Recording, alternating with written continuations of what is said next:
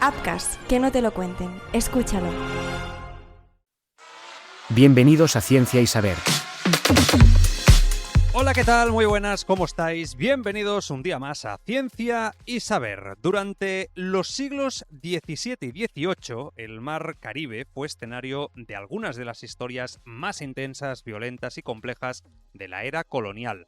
En estas aguas navegaban galeones cargados de metales preciosos, corsarios al servicio de las grandes coronas europeas y piratas que vivían al margen de la ley, saqueando, traficando y librando sus propias guerras. Pero hay un capítulo mucho menos conocido de esta historia, en parte debido a la escasez de registros escritos, al olvido histórico intencionado y a la tendencia de los cronistas coloniales a minimizar o censurar el protagonismo de los africanos en estas narrativas, el de los esclavos africanos que, tras escapar de sus cadenas, se convirtieron en temidos piratas que aterrorizaron las rutas comerciales del Caribe. La trata transatlántica de esclavos forzó el traslado de millones de africanos hacia América. Capturados en sus tierras, eran vendidos como mercancía y transportados en condiciones inhumanas.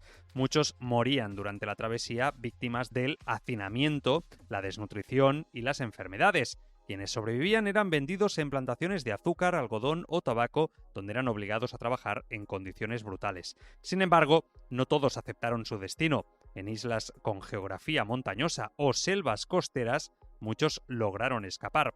Algunos formaron comunidades cimarronas en el interior de la isla. A otros, más osados, buscaron refugio en el mar. Allí encontraron un mundo distinto, el universo de la piratería, donde la libertad y la violencia eran moneda de cambio. Muchos esclavos fugitivos fueron acogidos en barcos piratas. Por ejemplo, según registros del Archivo Colonial de La Habana, un documento de 1687 relata el interrogatorio a un capitán español que fue atacado por un bergantín pirata tripulado en su mayoría por africanos, quienes hablaban distintos idiomas y se identificaban como antiguos esclavos liberados por su propia voluntad. Este tipo de testimonio confirma que la acogida en embarcaciones piratas no fue un fenómeno aislado, sino una práctica documentada en múltiples regiones del Caribe. A diferencia de las sociedades coloniales, donde la raza definía el valor de una persona, en los navíos piratas se importaban otras cosas: la fuerza, la astucia, la valentía y la lealtad a la tripulación. Los capitanes piratas, algunos antiguos marineros maltratados por sus propios imperios, reconocían en los esclavos huidos a compañeros de lucha. Algunos incluso veían en ellos a aliados naturales contra los poderes opresores del mundo colonial. Uno de los casos más documentados es el de Diego el Mulato, un corsario de origen afrodescendiente que operó en el Caribe durante el siglo XVII. Diego era conocido por su audacia en los ataques y por su habilidad para evadir a armadas coloniales. Se cree que operaba entre las costas de Cuba y la península del Yucatán y que lideraba una tripulación mestiza donde hombres libres, esclavos liberados y marineros europeos compartían botín y destino. Otro personaje emblemático fue Black Kaiser, originario del África Occidental. Según los relatos, era un líder tribal capturado por traficantes de esclavos. Durante el viaje hacia América, logró organizar una revuelta a bordo del barco negrero y escapar a nado tras una tormenta. Se refugió en los Cayos de Florida y con el tiempo se convirtió en uno de los piratas más temidos de la región. Más adelante se unió a la tripulación de Barba Negra y participó en asaltos contra barcos británicos y españoles. En la famosa batalla final del Queen Anne Revenge resistió hasta el último momento, ganándose el respeto de sus compañeros.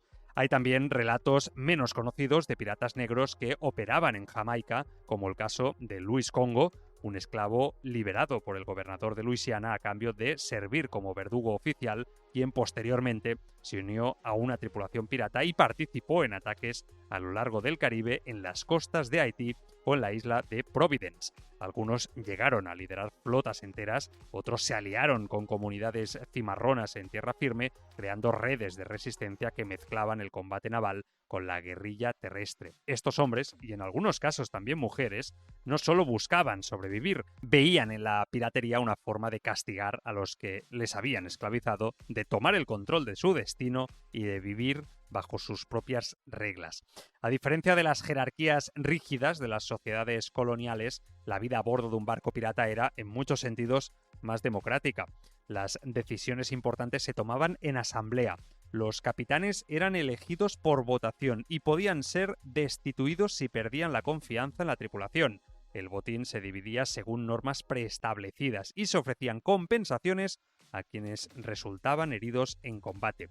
En este entorno, los antiguos esclavos podían ascender rápidamente. Algunos llegaron a ser segundos de a bordo, jefes de artillería o responsables de navegación. En muchos casos, eran ellos quienes lideraban los abordajes aprovechando su fuerza, resistencia y conocimiento del territorio. Existen registros de barcos comandados íntegramente, como decíamos antes, por piratas negros, especialmente en regiones alejadas del control imperial. Con la caída del auge pirata entre finales del siglo XVIII y principios del XIX, los imperios europeos redoblaron sus esfuerzos para exterminar la piratería. Flotas británicas, francesas y españolas patrullaron el Caribe con intensidad, capturando y ejecutando a los piratas que quedaban. Los antiguos esclavos piratas fueron perseguidos con especial saña, eran vistos no solo como criminales, sino como símbolos de rebelión. La historia oficial de los piratas, construida en gran parte por escritores del siglo XIX, eliminó casi por completo a estos protagonistas. Las imágenes románticas del pirata blanco con parche y loro no incluyen a los africanos que lucharon por su libertad sobre las cubiertas de barcos desvencijados. Hoy, sin embargo, historiadores, arqueólogos marinos y narradores culturales están rescatando esta memoria. Documentos de la época, crónicas olvidadas y restos de naufragios que han permitido reconstruir parte de la historia de estos hombres. Su legado también vive en la cultura popular del Caribe, en canciones, cuentos orales y celebraciones tradicionales donde se honra la resistencia de los antepasados. Mañana más. Ciencia y Saber. Ciencia y Saber, una producción de Upcast.